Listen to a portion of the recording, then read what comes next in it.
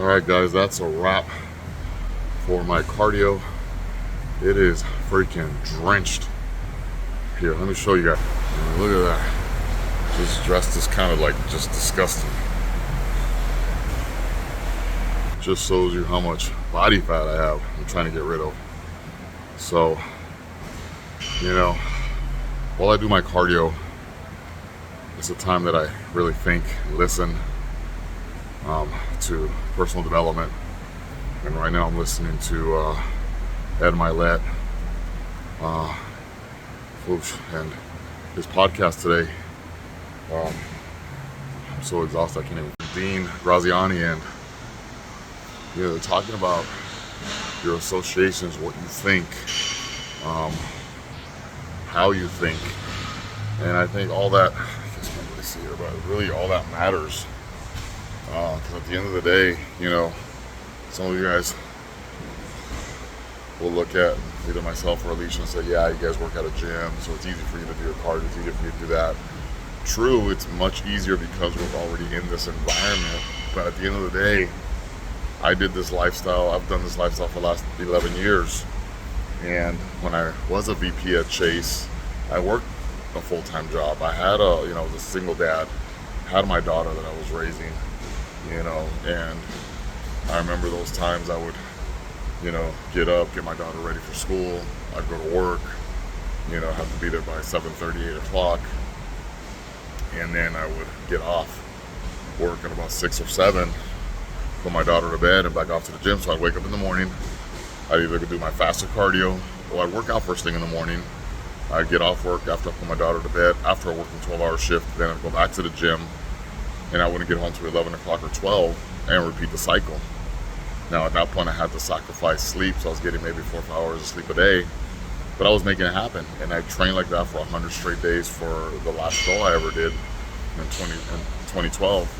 But the point is that I've been in those other shoes where I had a 12-hour job 5 days a week, every other weekend, and I still found, with raising a daughter, and I still found a way to make everything happen. My daughter and I did a lot of stuff during that point. Every time I had a Saturday off, we'd go somewhere, so I was still reinvesting back in her without sacrificing there. So, most of you guys have families, kids, lives, this and that. It's a way to balance it all out. Now, I think I was a little bit off balance, but again, I was competing for a show, so you have to be off balance. At that point, you're going to basically give as much as you can to the preparation of the show.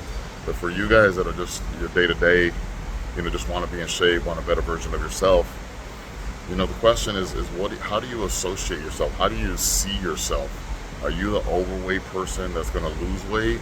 Or are you the vibrant person that's in shape that maybe gained a little weight? So it's really a big thing on how you perceive yourself, how you look at yourself.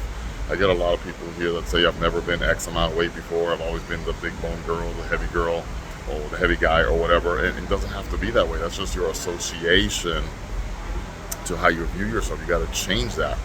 I was the fat boy for many, many, many, many years. And I wasn't until I was 38 years old when I woke up and said, what the hell am I doing to myself? I was always in shape, playing sports growing up. And then next thing you know, you just let yourself go. And I vowed to never make that mistake again. So from 39 on, I've been in shape. I'm 50 years old now, and I've never gone backwards. I'll have my moments here and there, but I've never gone out of shape. So point being, at the end of the day, it's a choice that we make. But don't let your circumstances or life or whatever dictate what you truly want. At the end of the day, guys, we have 168 hours a week.